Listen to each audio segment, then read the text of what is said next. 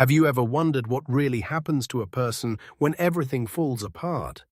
I mean, when the mask slips, the pressure hits, and you finally see what's actually underneath. It's a bit scary to think about, isn't it? Welcome back, everyone. I'm Dan, and today we're exploring some of the most sobering, yet honestly, some of the most hopeful stories in history. We're talking about the mirrors of the heart. You know, those moments that reveal who we truly are. Think about Peter and Judas for a second. It's one of the most striking comparisons in the entire New Testament.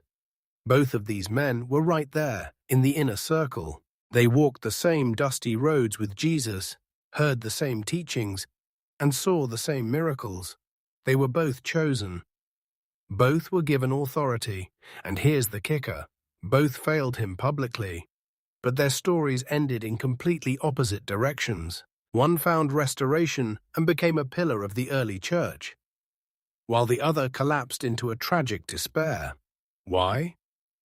That's the question we're digging into today, because at first glance, their sins look surprisingly similar. Peter denied Jesus openly in a courtyard.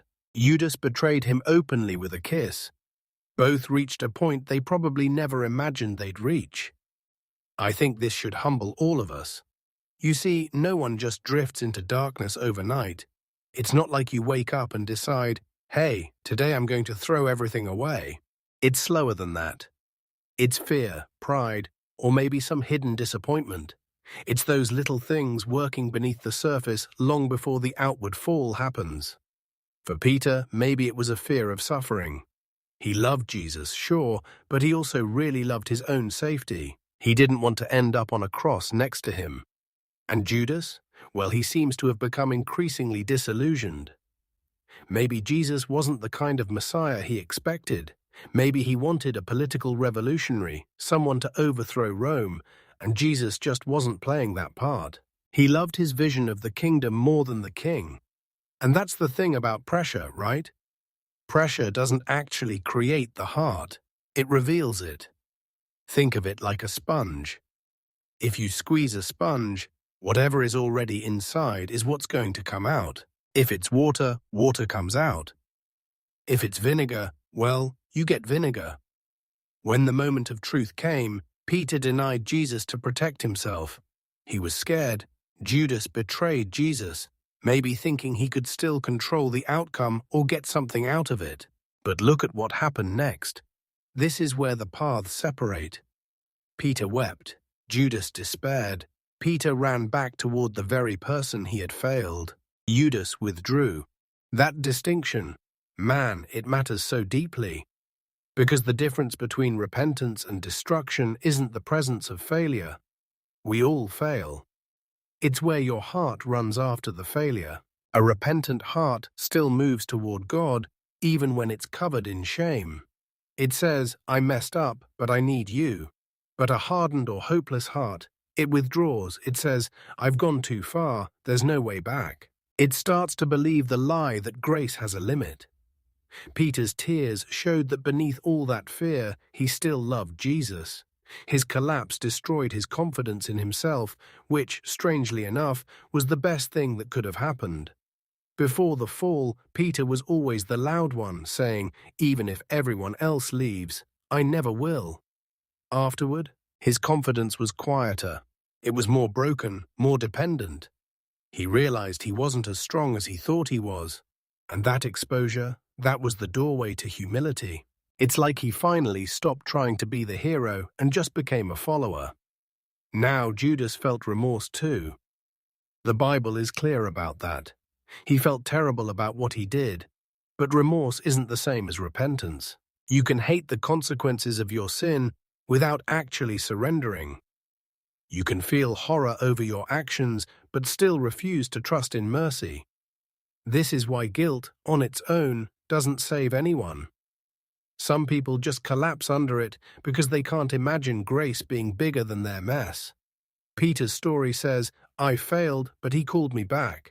Judas's story warns us that you can stay physically close to Jesus while drifting miles away internally. They both heard the same teachings. They both saw the same miracles. But the same Christ revealed something different in each of them. One still wanted the Lord, even after falling flat on his face. The other couldn't see anything beyond his own failure. It's a mirror for us, isn't it? We have to ask ourselves, do I love him more than I love my own self-preservation, or am I following my own expectations of who I think he should be? These stories aren't just history. They're quietly revealing what might already be happening inside our own hearts right now. Let's shift gears for a moment and look at another scene. Picture the three crosses. At the center is Jesus, and on either side, two thieves. Both are guilty, both are exposed, both are completely unable to save themselves. In a way, they represent all of us. They are equally close to Jesus.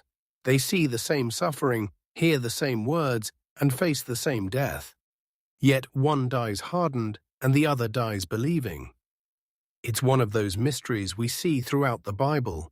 The same revelation produces two totally different responses. One thief joins the crowd in mocking Jesus. Even while he's literally dying, his heart is defensive and bitter. He wants a rescue, not a surrender. He says, "Save yourself and us." It's transactional. There's no brokenness there, no recognition of who is hanging next to him. He just wants out of the pain. But the other thief? He sees something else. Somehow, through all the blood and the public humiliation, he recognizes innocence. That's astonishing. The religious leaders missed it. Pilate missed it. But a dying criminal saw it clearly. You know, sometimes suffering just hardens people. It makes them more bitter, more angry at the world. But other times, it strips all the illusions away. This second thief rebukes the first one. He says, "We're getting what we deserve." But this man has done nothing wrong. For the first time in a long time, he was being honest about himself. No excuses, no comparing himself to people who were worse. Just the truth. And truth, my friends, is always the doorway to hope. Then he prays this incredibly simple prayer. Jesus, remember me when you come into your kingdom. There was no theological performance there, no religious resume to show off. He didn't have time to fix his life or do good deeds. He just placed his trust in the hands of Christ. And Jesus didn't hesitate. He said, "Today you will be with me in paradise." What was the difference? It wasn't their circumstances. It wasn't their proximity to Jesus. It was the direction of the heart. One stayed turned inward, demanding things on his own terms. The other turned toward Christ and entrusted himself completely. It's a scene that keeps repeating even today. People still stand before the cross and reveal what they actually want. Some just want relief from the consequences of their choices. They want the fix without the surrender. Others finally reach the end of themselves and find mercy waiting right there in the middle of the mess. The cross is the ultimate exposure. It destroys the illusion that we can save ourselves. It confronts our pride, our self-righteousness, and the belief that if we're just good enough, we'll be okay. At the cross, we're all just helpless people standing before mercy. Some people resent that. They find it humiliating. But for the broken, it feels like finding water in the middle of a desert. The two thieves remind us that being near Jesus isn't the same as surrendering to him. One cry toward him opened paradise. One cross away led to darkness. Now, let's talk about a different kind of lostness. This one is sneakier. It's the story of the older brother from the parable of the prodigal son. We always talk about the younger brother, right? The one who blew all his money on wild living and ended up in a pig pen. His rebellion was loud and obvious. But Jesus ends that story focusing on the one who stayed home, the obedient son, the responsible one. Outwardly, he looked perfect. He worked hard in the fields. He didn't cause any scandals. He was the good kid. But when the father welcomes the rebellious brother home with a party, something buried deep inside the older brother just boils over. Anger, resentment, bitterness. It turns out the celebration was the very thing that exposed what was actually in his heart. This is one of the most unsettling parts of the Bible for me. It shows that you might not even know what's governing you until mercy is shown to someone else. The older brother couldn't be happy because he saw his relationship with his father as a transaction. Listen to how he talks. "I have served you all these years." And the word he uses there actually sounds more like slavery than sonship. It wasn't about love or intimacy for him. It was about performance. He believed his faithfulness should have earned him more. Suddenly, the son who never left the house sounds just as disconnected from the father as the one who ran away. It's a dangerous possibility, isn't it? That you can stay close to religious activity, stay in the house, but internally drift into a cold, proud bitterness.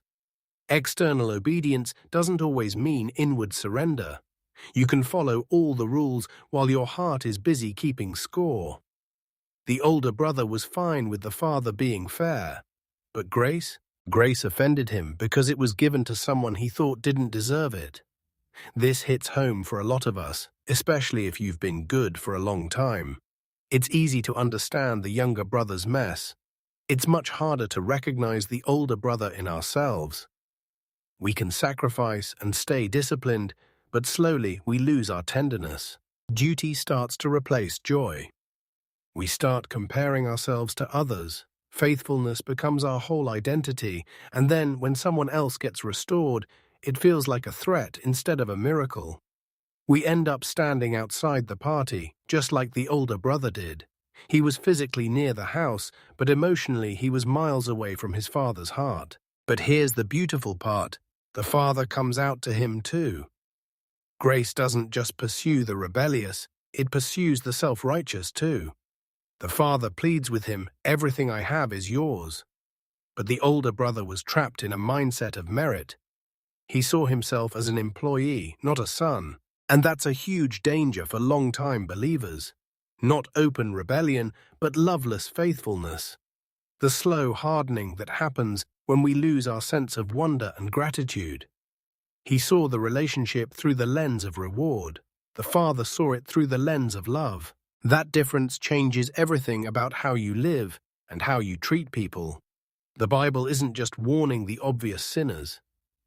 It's gently exposing those of us who stayed near holy things but lost the heart of them. So what do we do with all this? Whether we relate to Peter, Judas, the thieves, or the brothers, the message is the same.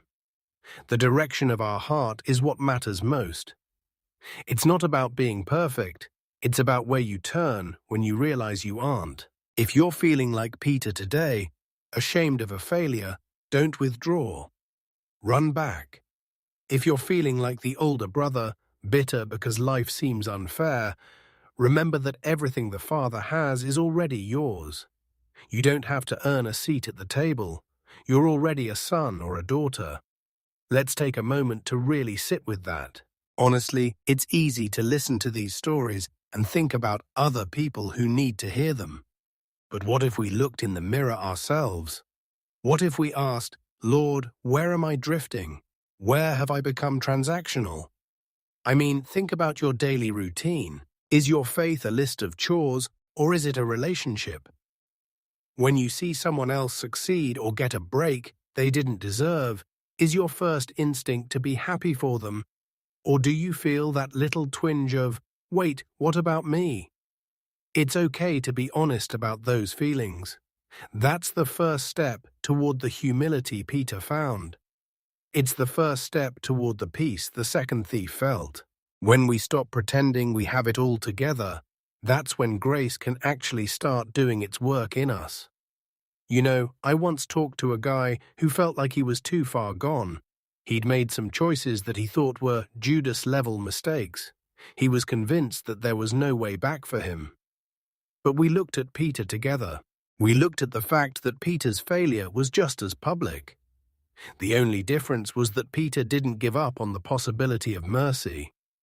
He allowed his failure to break his pride instead of breaking his hope. And that's the invitation for you today too. No matter what the mirror shows you, there is enough grace to cover it. So here's a little try this moment for you this week. Take 10 minutes, Find a quiet spot and just be honest with God. No religious language, no trying to sound good. Just tell him where you're struggling, where you're angry, or where you're scared.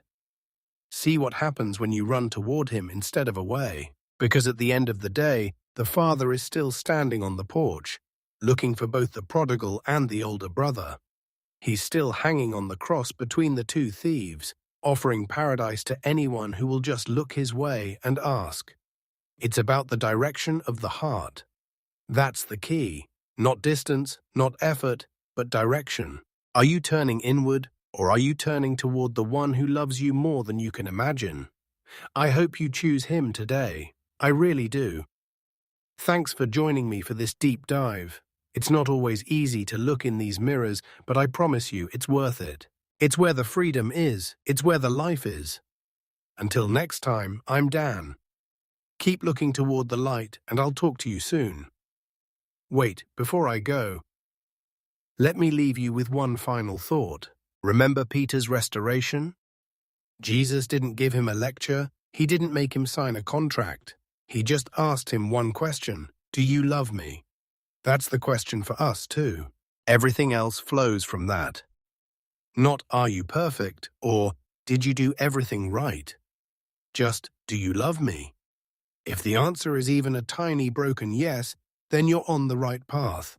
You're heading home. And that's the best place anyone can be. Take care of yourselves out there.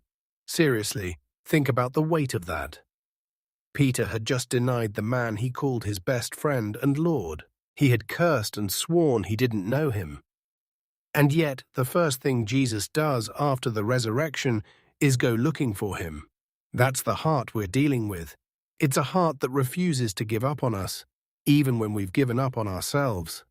Judas couldn't see that. He was so wrapped up in his own horror that he forgot who Jesus actually was.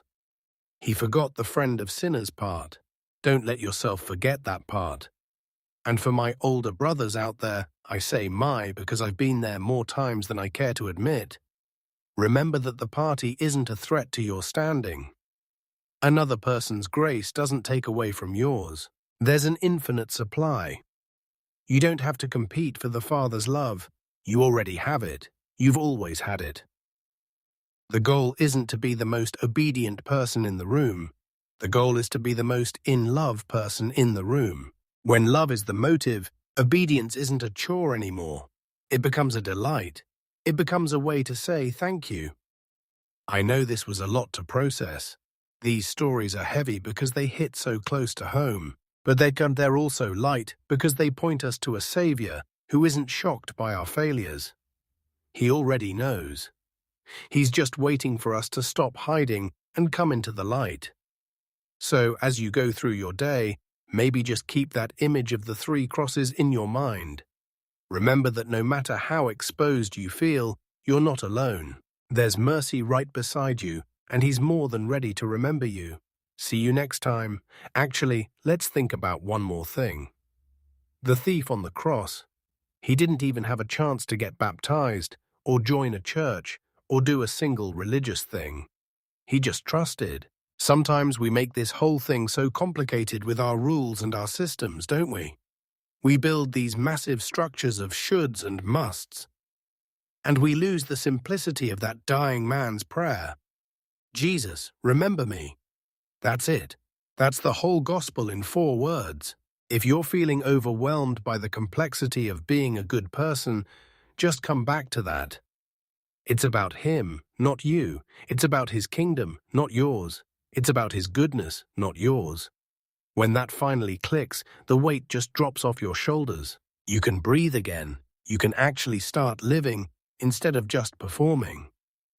Okay, now I'm really going, but I wanted to make sure you heard that. You are loved, you are seen, and there is a way back, no matter where you've been. Keep that in your heart today.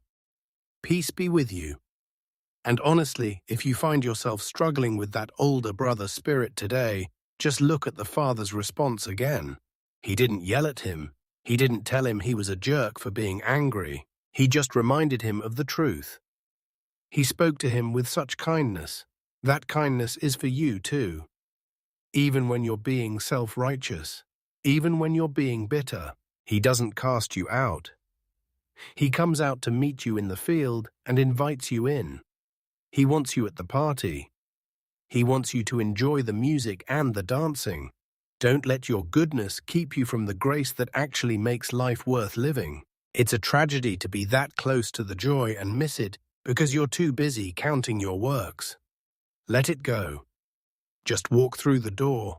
The Father is waiting. All right, friends, let's make this the week we stop hiding behind our masks and just be real. Whether you're the prodigal, the older brother, or the thief, there's a place for you. I'm Dan, and I'm so glad we spent this time together. Talk soon.